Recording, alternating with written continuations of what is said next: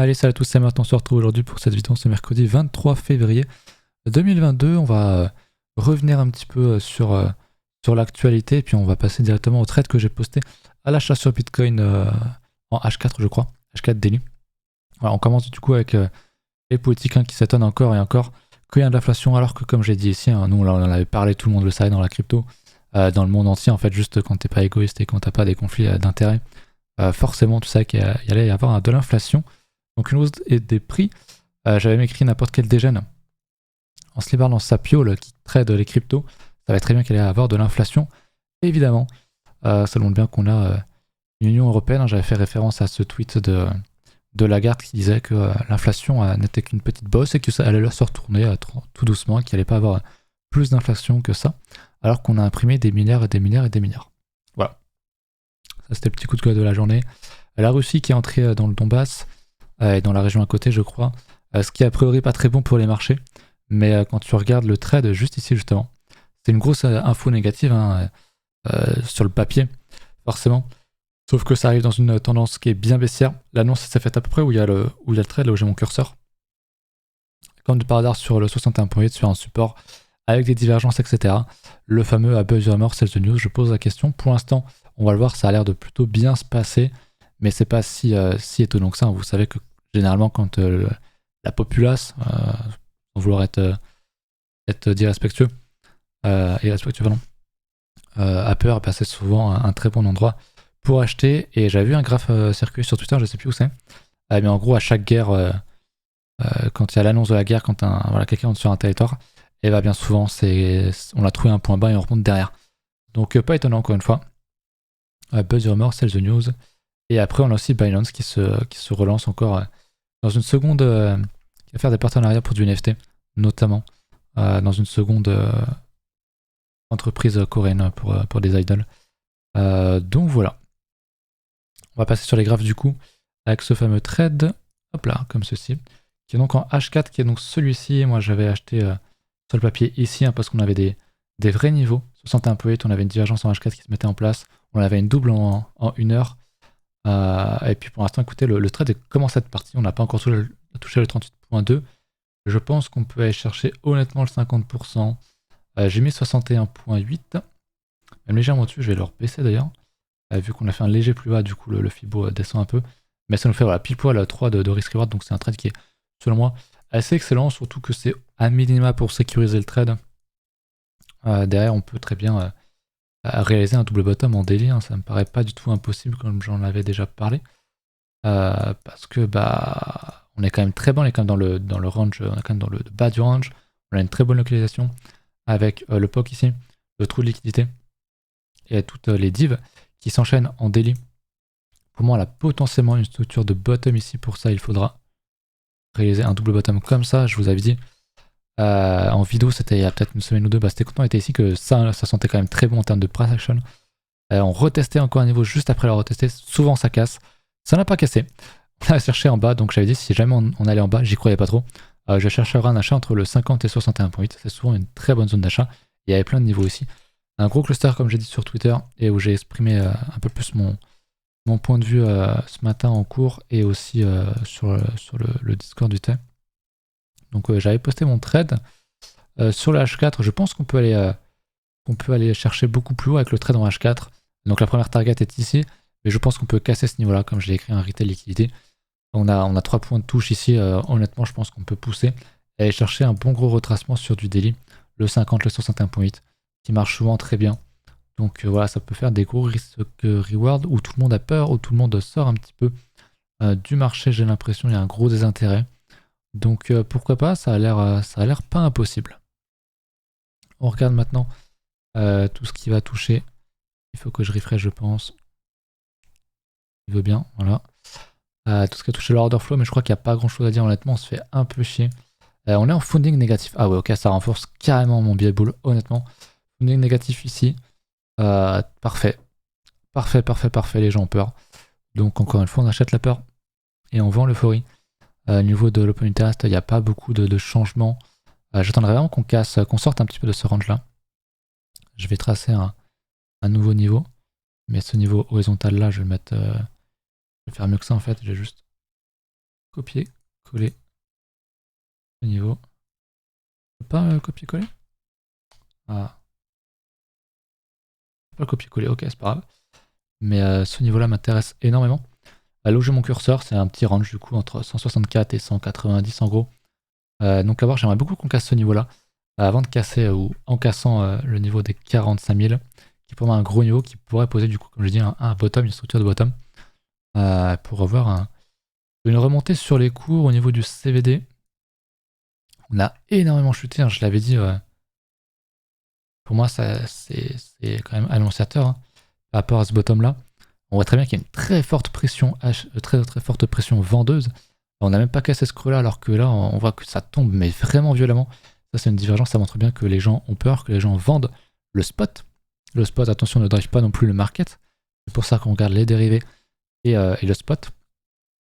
Mais quand tu as les deux qui vont dans le même sens, honnêtement, c'est plutôt bon signe. Donc moi, je crois à une remontée, honnêtement. Comme j'ai placé mon trade, et je pense qu'on peut aller chercher un niveau beaucoup plus haut, donc c'est cool. En plus, les spreads sont aussi négatifs, donc les gens vendent, en fait, tout simplement. J'ai pas regardé Kingfisher depuis longtemps, parce qu'honnêtement, ça commence à me saouler. Ça se rafraîchit jamais, leur roulette, elle ne marche jamais. C'est très très chiant, mais voilà, on va regarder du coup peut-être les alts. Alors, je ne jouerai pas forcément spécialement pareil du DIA, mais je vais refaire un point sur Ethereum, parce que j'en ai parlé ce matin en cours. Vite fait. Rapidos, on va se mettre, on est en entre-jour, c'est parfait, donc on a une structure qui ressemble beaucoup à ce que Bitcoin fait. Hein. Mais comme j'ai dit ce matin, la ligne rouge, j'ai des problèmes avec les couleurs, la ligne blanche ici, c'est l'ancien ATH, et pour l'instant tout ce qu'on fait c'est consolider au-dessus de l'ATH, donc c'est bien. Il faut préserver ce creux-là, et peut-être que derrière on fera un autre creux comme ça ici. Et tout ça c'est bullish, ça prend du temps, c'est du 3 jours, c'est de l'hebdomadaire. Mais on change pas la tendance en fait, on est toujours dans une tendance de fond qui est haussière, je veux dire, regardez la courbe, et pourtant je suis en log, hein, si tu te mets en linéaire, bon bah voilà, c'est quand même, ça parle quand même plutôt bien. Mais on compresse, c'est long, mais on voit maintenant que la compression se fait pour l'instant de manière défensive sur la tendance haussière. Donc c'est une compression haussière. Tant qu'on ne casse pas ce creux-là, honnêtement, perso, je crois toujours à un Ethereum au target que j'avais annoncé, hein, donc à 6 000 à 14 000, pour moi, c'est un niveau qu'on verra sur Ethereum dans les prochaines années max. Je maintiens ça carrément. Donc, j'aime beaucoup ce que nous fait Ethereum. Également sur son point en BTC. J'aime bien vous remontrer de temps en temps. Je ne l'ai pas fait.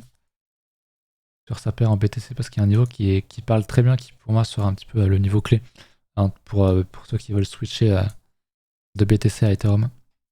Cette grosse résistance-là. Si on repasse au-dessus, honnêtement, je pense que c'est quand même du très très bon price action et que Ethereum risque de vraiment surdominer à nouveau le market comme il l'a fait depuis 2020 en fait, depuis le bottom de 2020. Je me souviens encore avec Tilt. Quand on était là, on faisait des vidéos, je crois que c'était que sur la baleine à l'époque. On n'avait pas encore ouvert zone 9. On était là, putain, il y a un double bottom, c'est un truc de malade et tout, vous vous rendez pas compte, c'est le début de la season et tout. Et puis derrière, on continue de refaire encore des belles structures et derrière, on a une belle explosion, donc je suis honnêtement assez content. On avait trouvé le bottom. Celle-là, on est rentré dans les alts, donc autant dire on était pas trop mal et je pense on a une belle figure de compression. Pareil, un petit peu défensive haussière. Hein, on peut voir un creux qui est défendu et on pourrait à nouveau avoir un creux plus haut que le précédent. Et puis même sinon, c'est un range horizontal. Voilà, c'est, vous savez, dans une tendance qui est forte, un range horizontal qui continue dans sa tendance, qui casse dans le sens de certaines tendances, c'est extrêmement puissant. Donc, faut être patient, mais si on casse ça, honnêtement, c'est quand même très bon. Dernier point peut-être sur la dominance pour rester sur les alts. Vous le savez, la dominance commence à retomber légèrement en daily. On est toujours dans le Vegas, donc de suite tendance en daily. Donc c'est cool, hein, je vais pas répéter encore et encore et encore. Mais en fait si, on a un gros niveau de support qui a touché au moins 3 fois. Si on considère ceci comme une fois, ceci comme une seconde fois et tout ceci comme une troisième fois, si on y retourne honnêtement une 4e fois, il y a quand même de fortes chances pour que ça casse. Et il y a un très très gros potentiel. Comme je le disais ce matin encore une fois, c'est simple, on a un actif, Sol, qui à lui seul représente 42% de son marché. C'est monstrueux, c'est réellement monstrueux.